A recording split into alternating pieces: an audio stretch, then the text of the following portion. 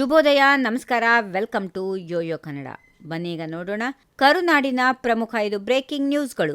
ಸಂಸದ ತೇಜಸ್ವಿ ಸೂರ್ಯ ಅವರು ಸಿಎಂ ಸಿದ್ದರಾಮಯ್ಯ ಅವರನ್ನ ದರ ನಿಗದಿ ಸಮಿತಿ ರಚನೆಗಾಗಿ ಕೇಂದ್ರಕ್ಕೆ ತಕ್ಷಣ ಪತ್ರ ಬರೆಯುವಂತೆ ಒತ್ತಾಯಿಸಿದರು. ಮೆಟ್ರೋ ದರ ಏರಿಕೆಯನ್ನ ತಡೆಹಿಡಿಯಬೇಕು ಎಂದರು. 8 ತಿಂಗಳ ಹಿಂದೆ 71% ಏರಿಕೆಯಾಗಿತ್ತು. ಈಗ ಮತ್ತೆ ಏರಿಕೆ ಚರ್ಚೆಯಲ್ಲಿದೆ. ಬೆಂಗಳೂರು ಮೆಟ್ರೋ ದೇಶದ ಅತಿ ದುಬಾರಿ ಮೆಟ್ರೋ ಆಗಿದೆ. ಸಿಎಂ ಸುಳ್ಳು ಹೇಳುತ್ತಿದ್ದಾರೆ ಎಂದು ಆರೋಪಿಸಿ ಜನರಿಗೆ ಸತ್ಯ ತಿಳಿಯಬೇಕೆಂದು ಹೇಳಿದರು.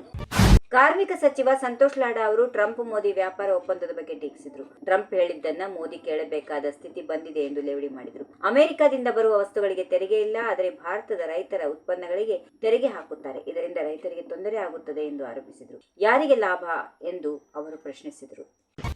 ಕಾಂಗ್ರೆಸ್ ಶಾಸಕ ಶಿವಗಂಗಾ ಬಸವರಾಜ್ ಅವರು ಉಪಮುಖ್ಯಮಂತ್ರಿ ಡಿಕೆ ಶಿವಕುಮಾರ್ ಅವರ ಪರ ಬ್ಯಾಟಿಂಗ್ ಮಾಡಿದ್ದಾರೆ. ಡಿಕೆ ಶಿವಕುಮಾರ್ಗೆ 139 ಶಾಸಕರ ಬೆಂಬಲ ಇದೆ ಎಂದು ಹೇಳಿದರು.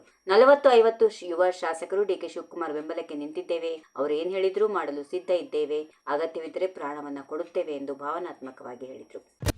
ರಾಜ್ಯದಲ್ಲಿ ಮತ್ತೆ ಮುಖ್ಯಮಂತ್ರಿ ಸ್ಥಾನದ ಚರ್ಚೆ ತೀವ್ರವಾಗಿದೆ. ಸಿಎಂ ಪುತ್ರ ಡಾಕ್ಟರ್ ಯತೀಂದ್ರ ಸಿದ್ದರಾಮಯ್ಯ ಹೇಳಿಕೆಗೆ ಪ್ರತಿಕ್ರಿಯೆ ನೀಡುತ್ತಾ ಡಿಕೆ ಶಿವಕುಮಾರ್ ಎಲ್ಲರಿಗೂ ಸಿಎಂ ಆಗಬೇಕೆಂಬ ಆಸೆ ಇದೆ. ಜನರಿಗೂ ಶಾಸಕರಿಗೂ ನಾನು ಸಿಎಂ ಆಗಬೇಕು ಎನ್ನುವ ಆಸೆ ಇದೆ. ಆದರೆ ಪಕ್ಷ ಏನ್ ಹೇಳುತ್ತದೋ ಅದೇ ಆಗುತ್ತದೆ. ಟೈಮ್ ವಿಲ್ ಆನ್ಸರ್, ಕಾಲವೇ ಉತ್ತರಿಸುತ್ತದೆ ಎಂದು ಹೇಳಿದರು. ಅಭಿಮಾನಿಗಳ ಘೋಷಣೆಗೆ ತಪ್ಪಿಲ್ಲ ಎಂದು ಅವರು ತಿಳಿಸಿದರು.